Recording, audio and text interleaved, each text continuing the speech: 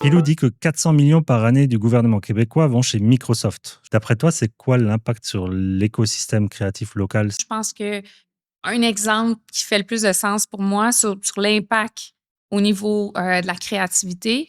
Par exemple, parlons de la SODEC. C'est là où on envoie tous nos scénarios pour les faire approuver pour des crédits d'impôt et tout Mhm. ça. Donc, eux les emmagasinent dans leur serveur. Et bon, ça peut prendre des années avant qu'un film soit développé sur un scénario. Mais ils utilisent des centres de données qui sont aux États-Unis et qui peuvent être Amazon, par exemple. Mais Amazon, c'est aussi un producteur de contenu. Hmm. Donc, on leur donne un peu les clés à notre créativité à cause du Cloud Act, Ouais, justement, parce que demain matin, s'ils voulaient, ils pourraient y avoir accès aux données. ouais. Ils ne sont pas souveraines. Donc, c'est un peu comme si je disais à mes enfants, j'ai caché du chocolat dans le frigidaire, je m'en vais à l'épicerie, mais touchez-y pas. Ouais, c'est ça. Tu sais, On vous fait confiance. j'ai comme des doutes sur ce qui va arriver, là. Ouais, ouais. C'est un très bon exemple. Je pense aussi au niveau de l'impact sur l'écosystème, les centres de données Google, c'est pas la même chose que ce que Oreo essaie de mettre en place. Non, ce sont des immenses centres de données. Il y en a un justement qui est en développement, ça fait les nouvelles il n'y a pas longtemps. Hmm. Et ils utilisent premièrement plusieurs hectares de terrain qui étaient jadis des terres agricoles. Donc, Ouais. ce qu'on voit, c'est que ces énormes centres de données-là ont besoin de transformer des terrains agricoles en terrains commerciaux où ils vont exploiter les centres de données. Ce ne sont pas des centres de données qui sont éco-responsables. Il n'y a aucune réutilisation de la chaleur qui se fait du fait que les centres sont tellement gros Ouais. qu'ils ne pourraient pas chauffer des bâtisses traditionnelles. Ça aurait besoin d'être des usines, des immenses industries, Ouais. mais qui doivent être en périphérie, à une certaine proximité, parce que tu ne peux pas transporter la chaleur pour 50 kilomètres. Donc, ça rend ça vraiment difficile de réutiliser la chaleur des serveurs. Là où est-ce que Oreo est différent, c'est que c'est décentralisé et ce sont des petits centres de données. Hmm. Donc, on est capable de prendre l'entièreté de cette chaleur-là et de chauffer le building dans lequel ils sont logés.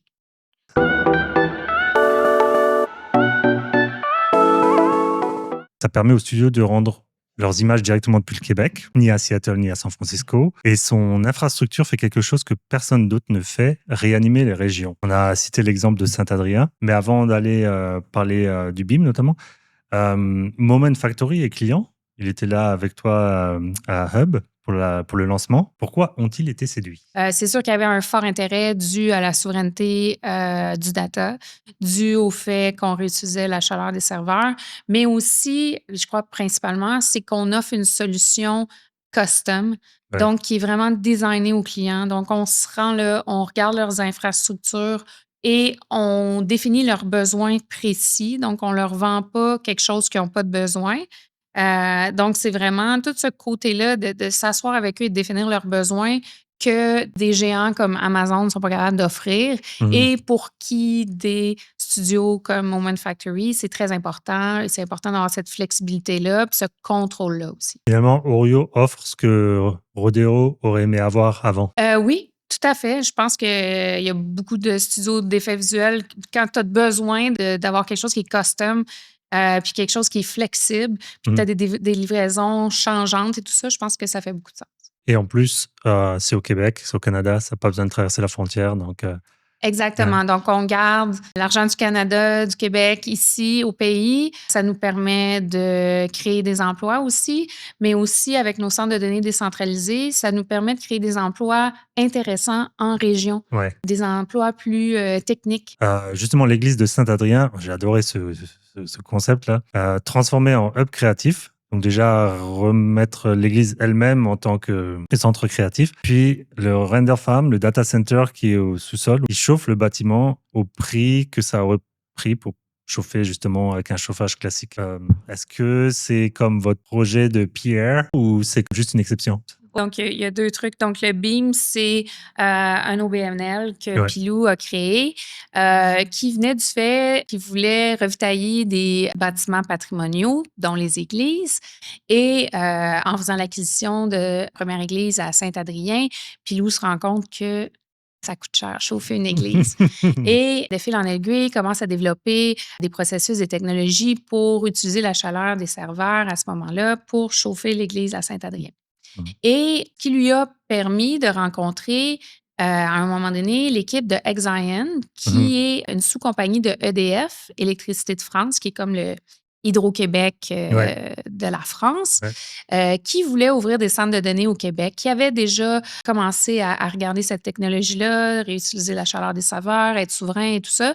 Donc, la collaboration des deux a fait que c'est de là qu'est né Orio et le premier centre de données qui est dans l'ancien couvent à Sherbrooke. Donc, Mhm. ils hébergent le centre de données au sous-sol et ils sont capables de chauffer le bâtiment avec cette chaleur. Moi, en tout cas, j'ai entendu juste le concept. J'étais comme, ouais, c'est génial, là. C'est sûr Ouais, que ça va marcher, ce truc-là. Et en exactement. été, qu'est-ce qui se passe? Elle est réutilisée pareil à d'autres formes. Tu sais, il y a, entre autres, il y a des industries qui ont besoin de sécher le bois.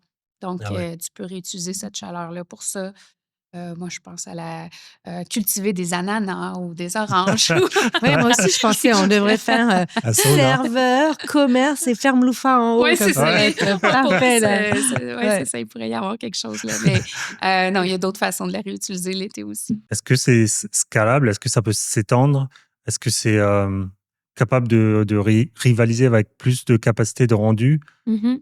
mais peut-être plus avec des clusters qui se multiplient à travers le pays? C'est ça l'idée qu'il y a derrière? Exactement. En fait, ce qui arrive, c'est qu'il y a beaucoup de permis à avoir pour construire des centres de données.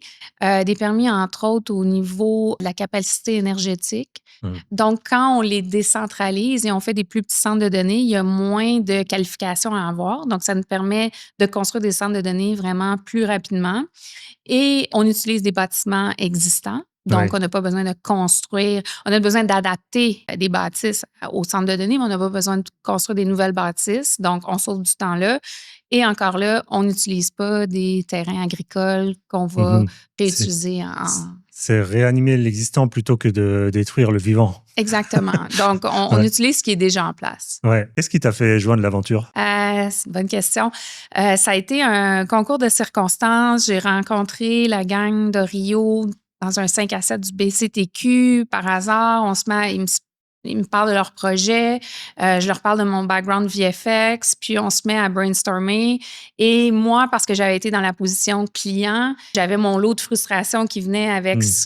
ce qu'on n'était pas capable de faire, puis le service qu'on n'était pas capable d'avoir. Et eux arrivaient avec une solution clé en main, avec un partenariat technologique avec Exaion, Mhm. quelque chose de super intéressant. Encore là, un projet qui est éco-responsable, qui est novateur. Donc, ça a cliqué tout de suite. Puis, on s'est mis de fil en aiguille à juste brainstormer puis à amener à niveau notre gamme de services qu'on va offrir avec Orio. C'est comme si tu as rejoigné beaucoup de tes valeurs en un produit, en une compagnie.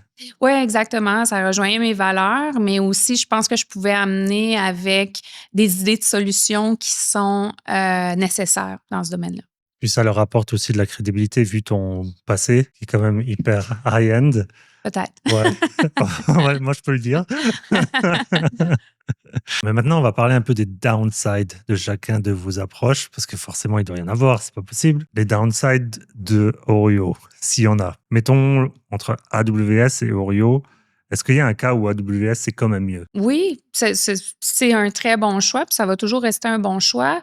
Si la souveraineté numérique, c'est pas important pour toi, tu peux rester avec Amazon. Si tu n'as pas le goût de prendre de risques puis de changer ton pipeline, parce que c'est sûr, c'est confortable. Une fois que tu as Ouais. réussi à tout, parce que c'est quand même des gros setups de pipeline Mhm. pour être capable d'utiliser les fermes de rendu cloud. Fait que je comprends qu'une fois que tout ça c'est rodé, tu n'as peut-être pas le goût d'essayer autre chose. Ouais. Par contre, si la souveraineté numérique, c'est important pour toi, si d'être éco-responsable, c'est important pour toi, puis si d'avoir une solution custom, où est-ce que tu parles avec des vraies personnes, que tu parles pas avec Un chatbot. un chatbot, puis quelqu'un qui va vraiment vouloir évaluer ton infrastructure puis te suggérer les meilleures solutions, ben c'est ça qu'on offre. Après ça, si Mhm. toi, le service qui est pas custom te convient, puis il y a aussi une approche par rapport au coût. Tu sais, chez Amazon, tu n'as pas aucun warning de « Ouh, attends, Ah ouais. ça va te coûter très cher bientôt ». Tout ça, nous, on fait cet accompagnement-là Il y a cette où est-ce qu'on est transparence. capable de dire c'est ça que ça va coûter, puis tu es capable de l'évaluer même en début de projet. Puis on veut vraiment Ok. faire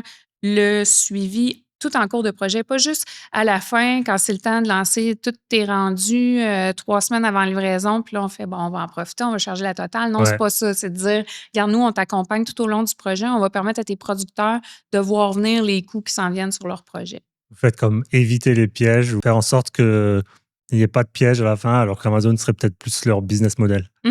Non, exactement.